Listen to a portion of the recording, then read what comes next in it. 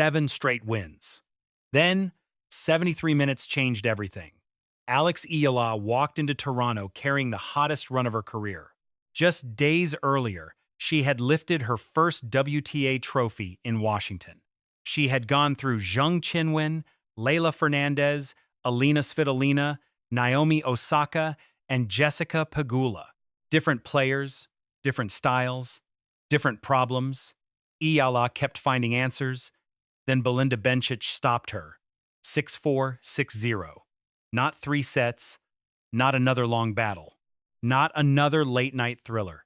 Just 73 minutes, and that is what makes this result so interesting. Because Eala did not arrive looking like a player who had suddenly forgotten how to win. She had just survived power. She had survived defense. She had survived experience. She had survived pressure. Against Bencic, those answers disappeared fast. The easiest explanation is fatigue, and fatigue probably mattered. Eala had played an enormous amount of tennis. Washington had been exhausting. Toronto gave her almost no time to reset. Every victory created another match. Every match created more running, more serving, more recovery, and more pressure. Eventually, the body keeps a record of all of that. So yes, fatigue belongs in this story. But it cannot explain the whole story, because Belinda Bencic was not arriving fresh either. In the previous round, Bencic had survived a 3-hour and 24-minute battle against Taylor Townsend. That is a serious physical load. So if this match was only about tired legs, why was Bencic the player who became stronger as the match went on? Why was Eala able to stay with her for most of the first set? And why did the match suddenly disappear after that? There is another clue, a much stranger one. It is hidden inside the recent record of Belinda Bencic. And once you see it, this score starts to look much less random.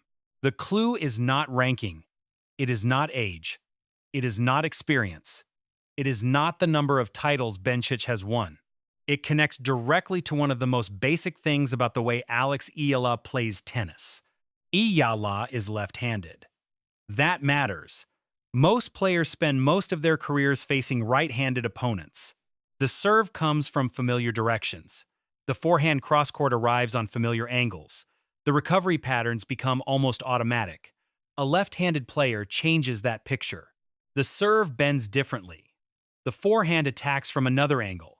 The common cross-court rally becomes reversed. The opponent has to process something the body does not see as often. That does not make every left-handed player automatically dangerous, but it creates a different geometry.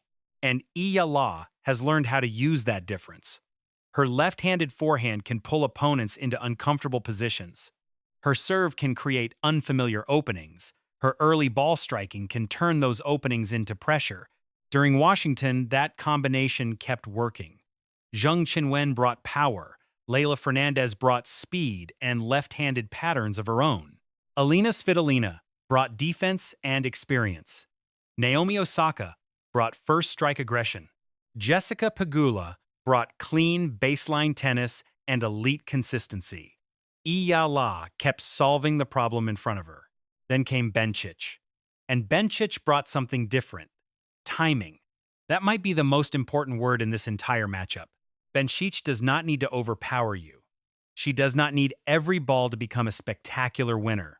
She likes to stand close to the baseline. She likes to take the ball early. She uses compact swings. She redirects pace. Most importantly, she gives the opponent less time. That can make the court feel very small. You hit what feels like a good shot. Normally, you get a moment to recover. Against Bencic, the next ball can already be coming back. Now you are moving instead of setting. Then you are reacting instead of constructing. Then you are late. One rushed ball creates another, and suddenly the scoreboard begins moving very quickly. That is exactly why the second set can be misleading.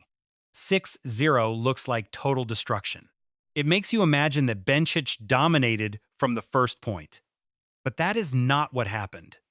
The opening set reached 4-all. For 8 games, Eala was still there. She was holding serve. She was competing in the rallies. She was still inside the match. Then Bencic broke. She closed the set 6-4. Then she won 6 straight games. That sequence changes the question. Instead of asking why Eala was terrible from the beginning, the better question becomes this: what did Bencic begin seeing as the match developed? And this is where the hidden statistic becomes important. The number is 10. Belinda Bencic has now won 10 consecutive matches against left-handed players. That streak goes back to 2024, and Alex Eala is left-handed. Now look at the score again, 6-4, 6-0. This does not mean Bencic won simply because Eala uses her left hand. Tennis is never that simple. One statistic cannot explain every serve, every return, every mistake, and every decision inside 73 minutes. But 10 straight victories are difficult to ignore. One match can be coincidence. 2 can be form. 3 can be circumstance. 10 starts to look like a pattern, and that pattern tells us where to look. For many players, facing a left-handed opponent requires an adjustment. The angles look different. The serve comes from another direction. The rally geometry changes. The opponent needs time to read those differences. But what happens when the player across the net has already spent years learning how to solve exactly that problem? That is where Bencic becomes such a difficult matchup. Her timing reduces the value of the surprise. Her positioning reduces the space. Her ability to take the ball early reduces the time. Imagine Eala hitting a left-handed forehand cross-court. Against many opponents, that ball pulls the defender wider. Eala gets time to recover, the court opens, the next shot becomes available. That is how geometry becomes pressure. Against Bencic, the sequence can change. Eala creates the angle. Bencic steps forward, she takes the ball earlier. The reply comes back before Eala has fully recovered. The court does not open as much. The next attack does not become available. Instead of Eala stretching the rally outward, Bencic compresses it inward. That is the key. Bencic does not need to remove the left-handed angle completely. She only needs to stop giving it enough time to become dangerous. That is a very different idea from saying Eala has some obvious weakness. Being left-handed is not a weakness. It remains one of the things that makes her difficult to prepare for. But every advantage depends on the opponent. A huge serve becomes less dangerous against an elite returner. Heavy topspin becomes less dangerous against someone comfortable with high contact points. Speed becomes less valuable against someone who controls the center of the court. And unusual geometry becomes less disruptive against a player who reads it quickly. The record of Bencic suggests she has been doing exactly that. There is an even more interesting detail. Bencic herself has said that facing left-handed players does not actually feel comfortable to her. At first, that sounds strange. How can a player dislike a matchup and keep winning it? Because comfort and effectiveness are not the same thing. Elite players do not always dominate because everything feels natural. Sometimes they become elite because they learn how to solve the things that feel unnatural. Maybe Bencic does not enjoy seeing a left-handed ball, but her game gives her tools that are extremely useful against it. Early contact, compact swings, quick redirection, strong court position, less reaction time for the opponent. When those tools appear together, the unusual pattern can lose some of its power. And that brings us back to the first set, 4-all. This is important because Eala was not helpless. For most of that set, she was competing normally. That suggests Bencic did not simply walk onto the court with every answer already available. The match developed. Every return gave her information. Every rally showed her another pattern. Every serve location offered another clue. Where does Eala recover after the forehand? What happens when the ball comes back early? Which direction does she prefer when she is rushed? What happens when the normal cross-court opening disappears? Elite players process those details very quickly. By the end of the first set, Bencic had seen almost an entire set of Eala patterns. Then came the break. Then the set. Then the second set accelerated. That does not prove Bencic spent 8 games deliberately studying Eala. We cannot know exactly what was happening inside her mind, but the progression of the score fits the idea of a matchup becoming clearer as the match developed. And once Bencic gained control of the timing, Eala had fewer options. This is where fatigue probably returned to the story, because tactical pressure becomes even more dangerous when the body is already carrying a heavy workload. A fresh player might have another half step. A fresh player might recover a little faster. A fresh player might have more energy to change patterns. Eala had just completed the biggest run of her career. Washington kept adding matches. Toronto kept adding more. So perhaps this was not fatigue or matchup. Perhaps it was fatigue and matchup. That combination makes far more sense. Bencic was taking time away. Eala was trying to recover from weeks of intense tennis. The margins became smaller. Once Eala fell behind, finding a new solution became harder. And that is how a competitive first set can turn into a brutal final score. Not because Eala suddenly forgot how to play, not because Washington was an illusion, and not because Bencic discovered one magical weakness that the entire tour can now copy. It was more specific than that. Bencic had a style that lined up extremely well with some of the patterns that had made Eala dangerous. That distinction matters, because a permanent weakness and a tactical matchup are not the same thing. A permanent weakness is something opponents can attack again and again with the same answer. A tactical matchup is a problem that can be studied, it can be adjusted, it can be trained. And that is where this loss becomes interesting for the next stage of Eala's career. Washington showed what happens when opponents have to adjust to her.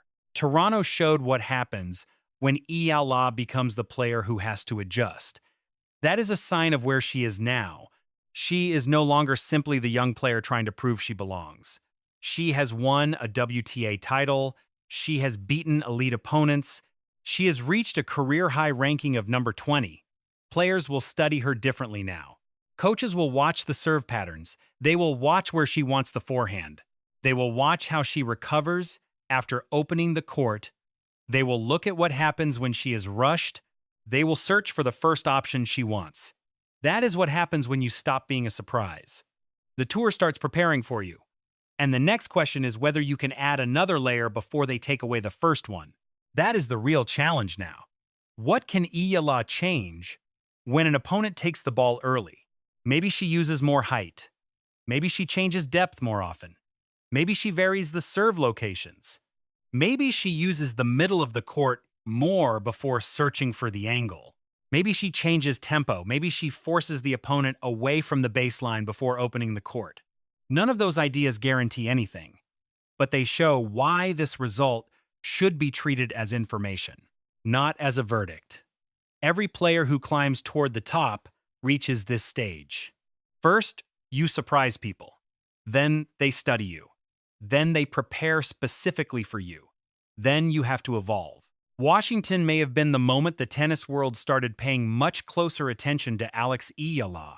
Toronto may have been one of the first examples of what that new attention feels like, and Bencic was a perfect opponent to expose that challenge. She did not need overwhelming power. She needed timing. She did not need to dominate from the first ball. She needed to understand the patterns. She did not need to make Eala look slow. She only needed to make every recovery feel slightly rushed. Half a second matters. Sometimes even less than that matters. At this level, tiny changes can transform the shape of an entire match. A ball taken earlier changes the recovery. The recovery changes the next contact point. The contact point changes the quality of the next shot. The weaker shot allows the opponent to step forward again. Pressure begins to multiply. Then the scoreboard begins to move. That is why a 6-0 set does not always require an explosion of winners. Sometimes the court simply becomes smaller with every point. Bencic is extremely good at making that happen. And against Eala, the effect was especially noticeable. The hidden statistic gives us context. 10 consecutive victories against left-handed players. The tennis gives us the mechanism. Early ball striking, court position, timing, redirection. The schedule gives us another layer. Both players had physical reasons to feel tired. Eala had accumulated match after match across Washington and Toronto. Bencic had just survived a 3-hour and 24-minute battle, so the result probably cannot be reduced to one easy explanation. That is what makes it interesting. Maybe Bencic was simply better on the day. Maybe Eala was carrying more cumulative fatigue. Maybe the matchup gave Bencic an unusual tactical advantage. Most likely, several of those things were happening at the same time. But the number 10 tells us something worth remembering. This was not the first time Bencic had found success against a left-handed opponent. It was part of a much larger pattern. And when a statistical pattern matches what we can see on the court, it deserves attention, not worship. Attention. Statistics can point toward an explanation. They cannot replace the match itself. That is the important difference. And the match itself tells us something encouraging about Eala. She stayed competitive for most of the first set. She was not immediately overwhelmed. The problems became more severe as Bencic gained control. That suggests there are things to study, things to recognize earlier, things to change before the opponent takes complete command of the rally patterns. That is a much more useful lesson than simply saying Eala was tired. Fatigue passes, a bad day passes. But tactical information can make a player better. And Eala now has plenty of information. She has seen what happens when an elite timing-based player refuses to give her normal angles enough time. She has seen what happens when the opponent stands close to the baseline. She has seen what happens when her first pattern does not create the space she expects. Next time, the question will be whether she finds another answer. That is the part worth watching, because this season has already shown that Eala can adapt. Washington was full of different problems. She did not beat 5 identical opponents. She faced different styles and found different solutions. That matters more than one difficult night in Toronto. Zheng Qinwen did not ask the same questions as Leylah Fernandez. Fernandez did not ask the same questions as Alina Svitolina.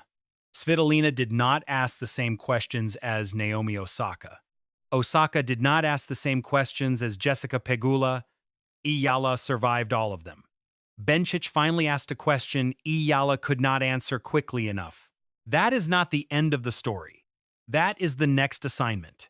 And maybe the most important change is not technical at all. It is psychological. When a young player is still surprising the tour, she can play with freedom. The opponent carries the uncertainty. The opponent has to figure things out. The opponent wonders what is coming next. Success changes that.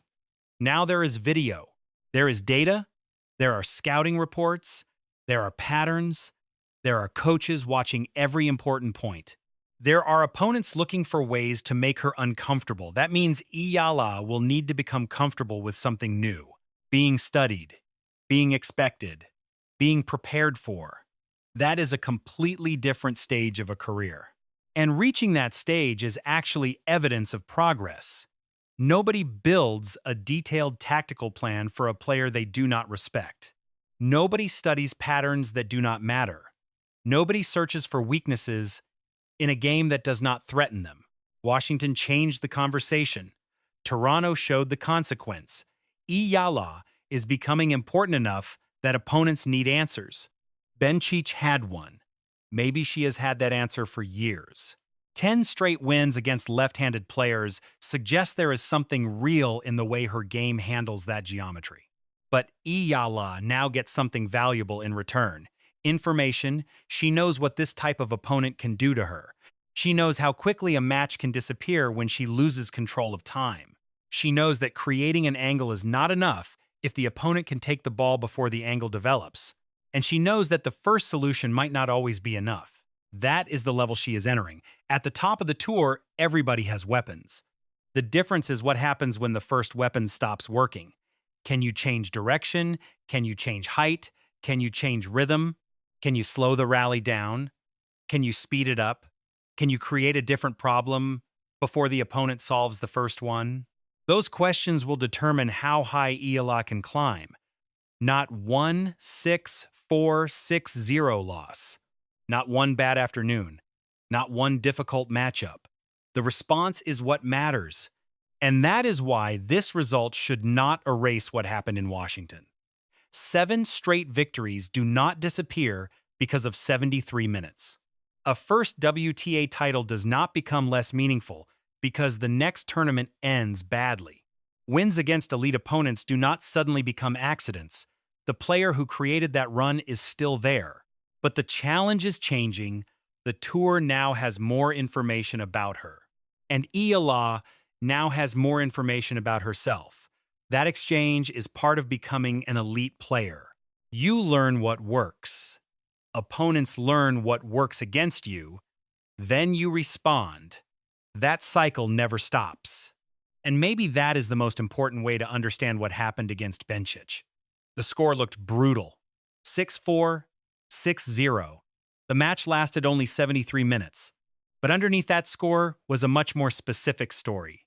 Eala entered with a heavy workload. Bencic entered with her own physical fatigue. The first set remained competitive until 4-all. Then Bencic took control. Her early ball striking reduced Eala recovery time. Her court position limited the value of Eala left-handed angles. And behind all of that sat one remarkable statistic: 10 consecutive victories against left-handed players. Not proof, but a powerful clue. A clue that helps explain why this particular opponent may have been unusually difficult. And that is why the loss matters. Not because it tells us Eala cannot compete at this level. Washington already answered that question. She can. The loss matters because it tells us what the next question is. Can Alex Eala develop another solution when opponents remove the patterns that brought her here? That is what every rising player eventually has to prove, and now Eala gets her turn. Maybe the next time she sees a player like Bencic, the rally looks different. Maybe she creates more height. Maybe she attacks a different part of the court. Maybe she changes tempo earlier. Maybe she recognizes the pattern before the first set reaches 4-all. Maybe she forces the opponent to adjust again. We do not know. And that is exactly why the next chapter is worth watching. Because 73 minutes did not erase 7 straight wins. 6-0 did not erase Washington. One difficult matchup did not erase a historic breakthrough. Belinda Bencic won the match. She deserved the result. And the hidden statistic helps us understand why the matchup may have suited her so well. But for Alex Eala, the most important number is not 10. It is one loss, one lesson, one new problem to solve. And if this season has taught us anything about Eala, it is that the interesting part begins when someone gives her a problem. Now we find out what answer she builds next. If you think the record of Bencic against left-handed players explains what happened, tell me in the comments. Was this mainly a matchup problem? Was fatigue the bigger factor? Or was Bencic simply too good on the day? And if you want to see what Eala changes the next time an opponent takes away her time, subscribe. Because her next answer may tell us far more about her future than one 6-4, 6-0 loss ever could.